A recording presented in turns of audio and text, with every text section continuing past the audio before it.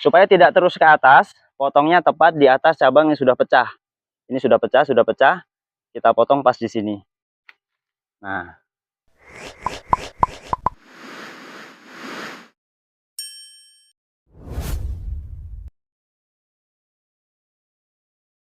itu bukan umur patokannya sobat, tapi kondisi tanaman.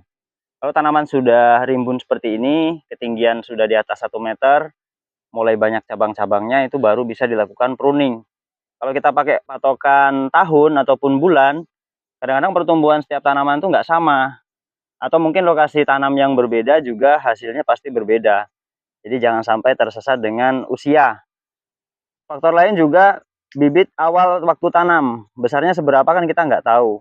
Kalau tanamnya kecil, nanti 1 tahun kemudian besarnya seberapa. Kemudian yang satu nanamnya sudah ukuran 1 meter, setelah 1 tahun juga pasti lebih besar. Jadi patokannya bukan umur, tetapi kondisi batang, besar batang, percabangan, itu yang menjadi patokan.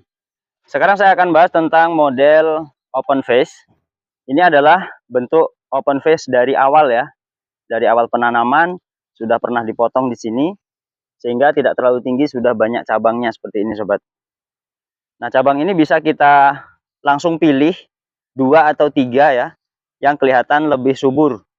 Seperti ini 1, ini 2, kemudian ini yang ketiga, yang arahnya berlawanan. Sebenarnya ini bagus, tapi terlalu dekat sama itu. Tapi ini sudah agak tua ya, walaupun kecil ini sudah tua, ini sudah kokoh ini. Boleh dibuang sekarang ini.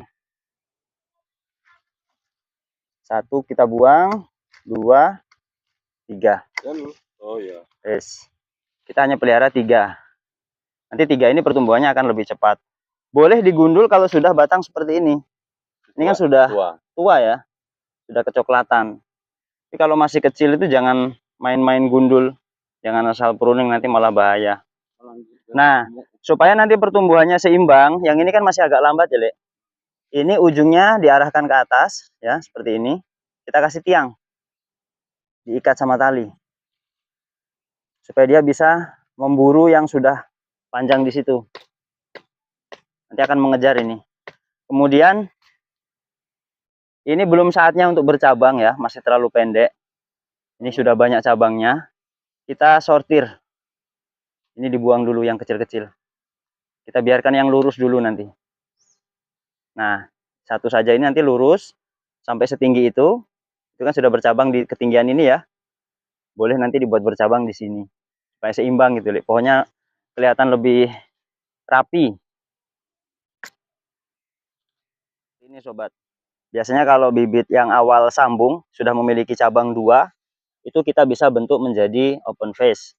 Atau jika belum bercabang, maka cukup melakukan potes pucuk, dia akan bercabang dengan sendirinya. Rumus dasar dari model open face ini bisa menerapkan rumus 13927, artinya 1 batang utama bercabang 3, masing-masing bercabang 3 lagi, dan bercabang 3 lagi, yang dimaksud dengan 13927. Nah, untuk pohon yang ini, karena ini hanya bercabang 2, kita bisa terapkan rumus 1248 atau 12612. Boleh.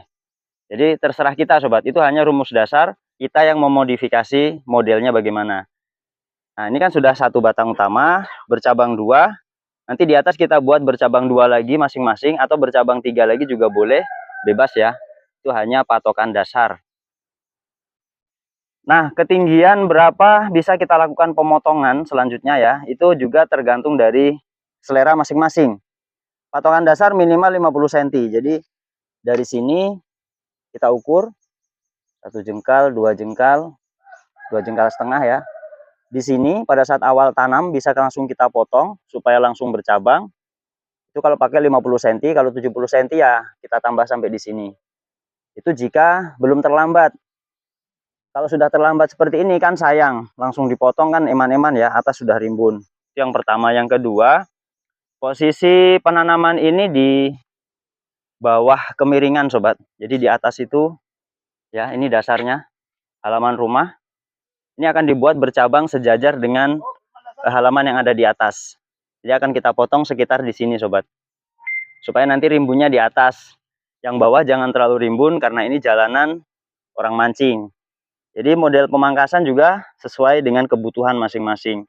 Tapi kalau misalkan sobat lakukan di kebun, sobat bisa buat lebih pendek lagi pemotongannya. Tidak harus setinggi itu ya. Sobat bisa gunakan 50 atau 70 cm tadi dipotong supaya bercabang 2 atau 3. Kemudian sama, cabang-cabang di bawah ini kita pelihara usahakan lebih panjang daripada cabang yang ada di atasnya. Sehingga modelnya itu membentuk piramida. Kalau yang bawah ini nanti kalah panjang, dia akan lambat pertumbuhannya karena kurang sinar. Nutrisi akan direbut oleh tunas-tunas di atas, cabang-cabang atas yang full sinar. Oke sobat, karena ini ketinggian menurut pemiliknya ingin lebih tinggi sedikit baru bercabang ya. Jadi ini sudah bercabang 2. Kemudian kita pelihara ini sampai 1 meter lebih. Nah, di situ akan kita lakukan pemotongan. Kita hentikan ujungnya supaya tidak terus lurus ke atas. Supaya nanti di sini bercabang 2 ataupun 3 sesuai selera. 4 apa nggak boleh? Boleh, nggak jadi masalah. Nah, ini akan kita potong ujungnya saja ya. Ujungnya yang kita potong. Nah, supaya tidak terus ke atas, potongnya tepat di atas cabang yang sudah pecah. Ini sudah pecah, kita potong pas di sini. Nah, ini nanti kemungkinan besar tidak akan lurus ke atas, karena cabangnya sudah pecah ke samping. Kalau seandainya kita ingin lebih lurus lagi, sisakan 1 atau 2 mata tunas yang belum pecah. Itu nanti akan kemungkinan lurus ke atas. Kemudian ranting-ranting yang samping ini gimana? Dahan-dahan kecil ini biarkan saja dulu. Biarkan dulu untuk membantu memperbesar batang yang di tengah. Jangan keburu di pruning total atau digundul ya. Nanti kalau ini gundul, nanti batangnya kecil, kurus, menjadi kutilang, kurus tinggi langsing. Selanjutnya yang sebelah sana, saya potong dari sini. Kita samakan tingginya. Ya kurang lebih sama lah. Ya. Nah, tepat di atas percabangan ini. Nah, di sini kita potong. Cukup ujung saja sobat, biarkan yang samping ini rimbun dulu. Nanti kita pilih mana yang bongsor, pertumbuhannya lebih cepat, itu yang kita pelihara. Yang lambat-lambat kita buang. Tapi pembuangannya itu menunggu batang tengah ini kokoh. Ciri-ciri kokoh, warnanya sudah warna-warna kecoklatan seperti ini. Nah, kalau sudah warna-warna seperti ini, dahan-dahan kecilnya boleh dibuang. Boleh juga dibiarkan saja, toh nanti lama-lama akan kering dan mati sendiri, seperti ini. Nah, ini kan kering sendiri, sobat. Karena dahan-dahan yang tidak kena sinar, itu pasti akan lapuk sendiri, akan mati sendiri. Nah, kemudian untuk dahan yang mengarah ke dalam, seperti ini mengarah ke dalam ya. Dan itu juga, itu boleh dibuang langsung sekarang boleh. Nunggu nanti kalau batangnya sudah kokoh juga boleh. Ini kan masih banyak ya. Dahan-dahan lain masih banyak. Ini bisa kita buang saja. Karena ini mengarah ke dalam. Nanti akan bertabrakan dengan batang yang di situ. Yang di sana juga. Kalau ada yang mengarah ke dalam ini kita buang. Nah, cukup itu saja yang dikurangi. Ingat jangan terlalu gundul. Dalam merawat alpukat itu lebih bagus jika rimbun daripada gundul ya. Daripada salah pangkas, mending nggak dipangkas. Kemudian nanti untuk ujung-ujung seperti ini sobat, ya. Jika terlalu panjang kita bisa stop supaya cabangnya lebih banyak lagi. Contoh ini ya. Ini kan sudah panjang ini, lebih dari 1 meter. Normalnya sebenarnya 50-70 cm sudah dipotong, tapi karena ini tadi ya, alasannya adalah jalan, kita buat lebih tinggi dulu. Sampai di sini baru kita buat bercabang. Ini kita potong saja. Sedikit saja. Untuk menstop pertumbuhan lurus ke atasnya. Yang sini masih belum terlalu ya. Belum terlalu tinggi. Ini nggak usah dikurangi. Nanti kalau kita potong di sini akan muncul cabang terlalu pendek ya, mengganggu orang lewat. Ini kan jalanan orang lewat. Ini ya, terlalu pendek. Kita buat lebih tinggi dulu sampai di atas ini nanti baru kita potong supaya bercabang. Jadi kondisional sobat.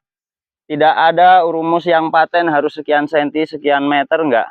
Kita kondisional sesuai kebutuhan. Itu mengarah ke dalam, Dek? Enggak. Itu enggak perlu, karena arahnya masih keluar. Ya, masih miring, nanti keluar ke sana. Enggak apa-apa. Nanti kita pilih setelah batang tengah sudah kuat ya. Kita pilih lagi mana yang bagus dipelihara, yang jelek kita buang. Tapi jangan sekarang ya. Kalau kita bersihkan sekarang nanti batangnya kerdil. Sekali lagi itu saya ulang-ulang karena ini sering sekali teman-teman salah dalam memangkas ya, alpukat khususnya. Berbeda dengan mangga. Batang mangga itu tanpa cabang sekunder, tanpa cabang-cabang kecil, dia bisa membesar dengan sendirinya. Tapi kalau alpukat butuh bantuan ini, cabang-cabang kecil ini, untuk memperbesar yang di tengah. Demikianlah yang bisa kami sampaikan, semoga bermanfaat untuk sobat semuanya. Jika ada pertanyaan, kritik, dan saran, silakan sampaikan di kolom komentar. Jika ini bermanfaat, silakan like, share, bagikan ke kawan-kawan lain lewat media sosial, WhatsApp, Facebook, dan sebagainya. Terima kasih yang sudah nonton. Sampai jumpa. Assalamualaikum warahmatullahi wabarakatuh.